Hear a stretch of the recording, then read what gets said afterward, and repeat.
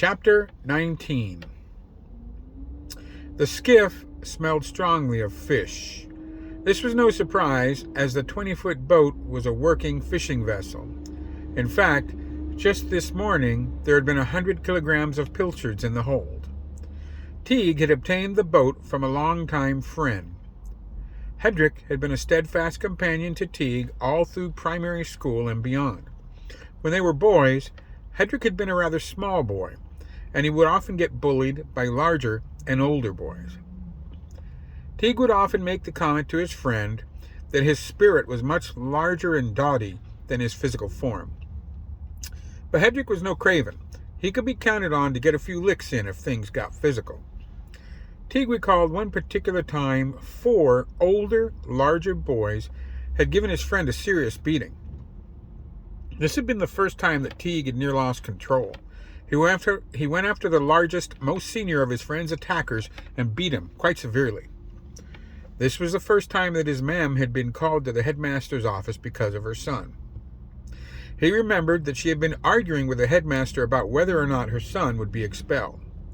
It had been in her frustration that she had referred to him by their surname, and after that, it was how she addressed him. Now, Hedrick was a successful fisherman, supplying fresh catch to multiple restaurants in the city, and not just the West Side. In fact, he supplied the pilchards for the stargazing pie from the Cornish that Teague had eaten just the other morning. After their caper at Otomosibo the prior night, the 3 Enterprise men had returned to the Penrose office to hand over the amphora that the Pixie had sent them to retrieve. Teague had been surprised to find his cousin Nellie there waiting on a settee near the radiator. She had informed him of an even greater surprise, that his ma'am had been taken by the Italian enforcer. Of course, this had been of great concern because he knew that man's reputation and had seen firsthand what he could do with his razor. Gerald had bled out in his arms on the floor of a side room in the eatery they had gone to investigate. After he had learned of his mother's abduction, his employer had convinced Nellie to stay there at the Penrose office instead of returning to their home above the Floral Boutique. The slight Enterprise leader had led his cousin toward one of the many rooms that connected to his office. Penrose had sent Fitz off to round up 6 Enterprise men who would then guard the office and Teague's own cousin from anyone with nefarious goals. Once his employer had actually left the main office, something unusual occurred. Peck appeared seemingly out of nowhere and spoke to him. The Pixie popping up so stealthily was one thing, but the unusual thing was that when the Fey gentleman spoke to Teague, Gerald simply stood there as though he was all alone. Peck had told him, "Don't worry about your friend Gerald." Teague had asked, "Does he see you talking to me?" The Pixie smiled slyly and simply offered, "I have a great talent for going unseen." The troubleshooter nodded slowly as if he understood what the slight figure was saying. "But I saw you in the hallways of the Italian eatery last night." Peck smiled mischievously and said, "You saw me because I wanted you to see me." "Since you were able to retrieve the artifact," Peck said, "and thank you for that, by the way," Teague responded with, "Of course. The Italian no longer has influence over my beloved, so she can offer some assistance." The Pixie continued, "You need a boat." "A boat?" Teague repeated. Asked. "That's what I said," Peck told him. "Your mother's being held near the water, and my Tenka will be able to offer some help, but you need a boat." Teague nodded and told the Pixie, "I have a friend that can lend me a skiff." "Good," the slight figure said. "You need to handle the Italian." He continued, "Don't let Gerald get near him because I can't help him come back again if he does something foolish like he did last night." Teague knew that the Pixie was referring to the fact that Gerald had gotten himself killed when he saved Teague's life at Otomosibo the previous evening. Even though Peck seeming to shrug it off, Gerald returning from death was always going to seem a miracle to the Enterprise troubleshooter. "Off with you now," Peck told Teague. The Pixie pointed at the big bruiser who seemed to have no clue of the conversation that had just occurred in his presence. When Teague looked to Gerald, he thought he saw something in the corner of his eye. He turned back to Peck, but the Pixie was nowhere to be seen. Teague had told Gerald that he was aiming to handle Vittorio. The big bruiser had tried to convince him to stay, that Mr. Penrose had other ideas that didn't involve the troubleshooter taking the Italian out. Teague knew that Gerald was right. That was going to take some getting used to, because the big bruiser was not known for his insight or towering intellect. But Teague knew that if he waited for his employer to return, that he would listen to Penrose's wishes and not do something permanent to the man who had taken his man. It was strange, and Teague was not the only one, but when Penrose spoke, people listened to him. What's more, they obeyed him. Maybe it was the certainty that his employer exuded. Penrose simply knew that people would do as he said. In any case, Teague had to leave before his employer returned from showing his cousin Nellie to her temporary haven in the Enterprise office. It was at this point that Teague noticed Gerald was between him and the door. He had stepped close to the big bruiser and softly said, "Are you going to try and stop me, Gerald?" Gerald had visibly braced himself and said something about not going off half-cocked. So in a soft voice, Teague had told him, "You know I don't like hurting my friends, Gerald, so you best move out of the way." Luckily for him, Gerald showed the good sense to step out of Teague's way. The troubleshooter had laid a gentle hand on Gerald's shoulder on the way out. Teague had immediately thought of his childhood friend Hedrick when the pixie told him that he needed a boat. So he made his way to the docks on the west side, where he knew his friend kept his skiff moored. When he had asked Hedrick for the use of his skiff, his longtime friend immediately gave permission for Teague to borrow the vessel at any time. Once he learned that Teague's own mother had been taken, he even volunteered to join any search. The Enterprise troubleshooter appreciated the offer, and he knew it was sincere, but he also knew that his friend was a fisherman, not a brawler, or likely to be good in a scrape.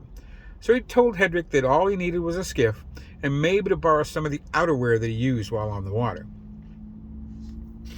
He left the docks with a bundle that held a heavy canvas pair of trousers, a coat of the same durable material with a high, thick leather collar, and a mismatched pair of gloves.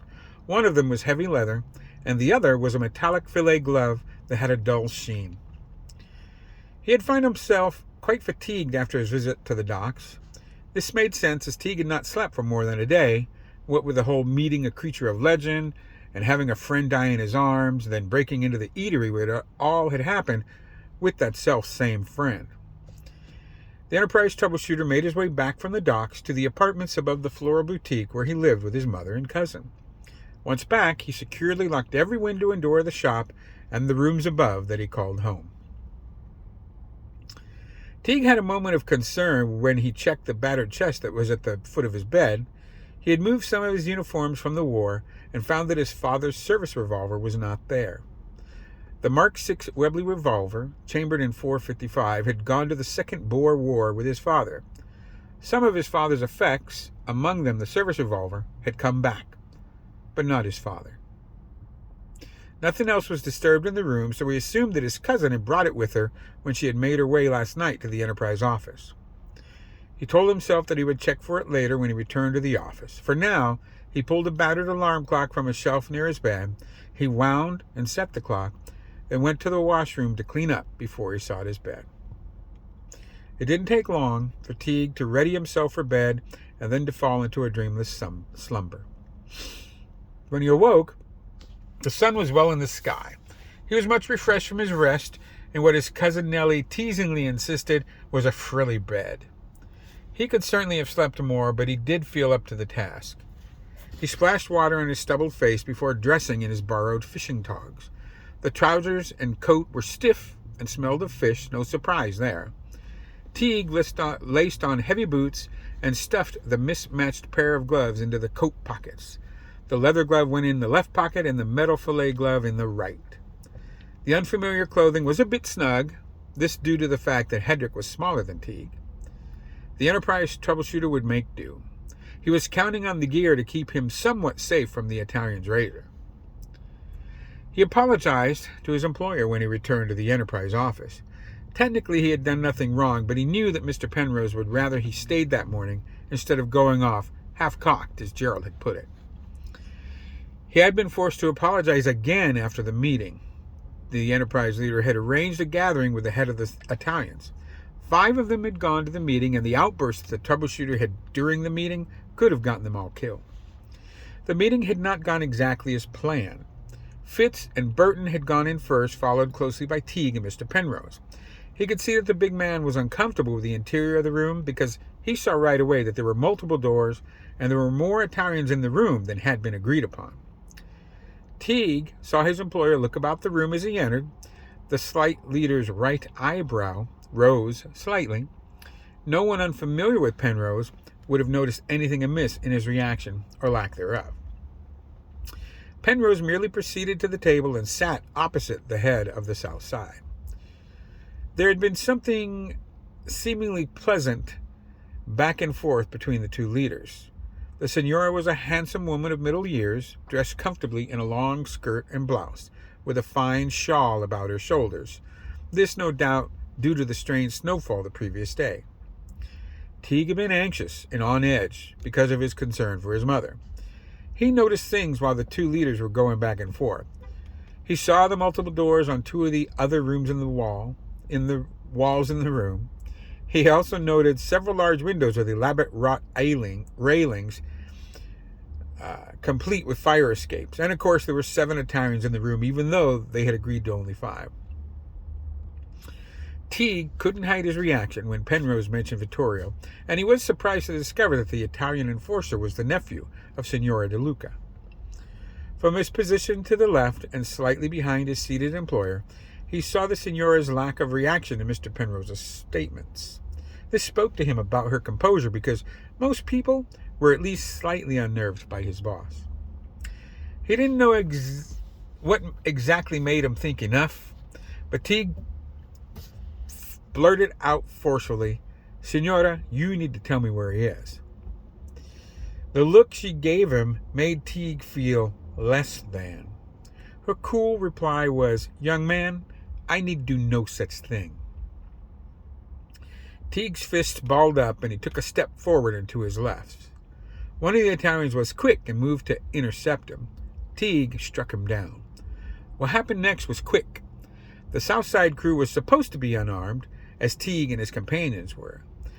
But they produced several pistols, and one drew a sawed-off coach gun and aimed it at Mr. Penrose.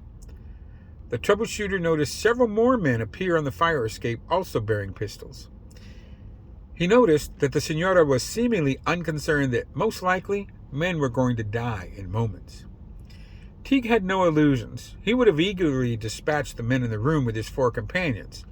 He had no doubt that they could have taken the Italians if the Southsiders had been unarmed, but they were not.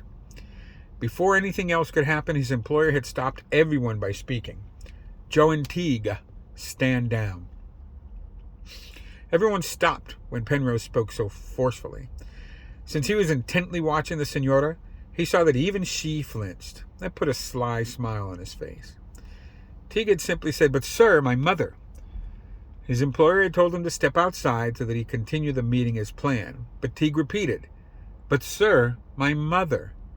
"Don't make me ask again, son," Penrose had said to him. This had caused Teague to take a moment. He visibly calmed himself. He looked at the woman sitting across from his employer for a moment, then turned and left the room. Later, at the Enterprise office, his employer had accepted his apology with grace. "I understand your concern, Joan," he had said to Teague. "As I've said before, your mother's a grand lady, and we will not fail her." So, he found himself in the borrowed skiff with his 2 companions. Gerald was piloting the skiff because he had told them that Peck had told him to. Penrose had gained information from the Signora that led them to a warehouse on the docks in her part of the city. Peck had been right. They did need a boat.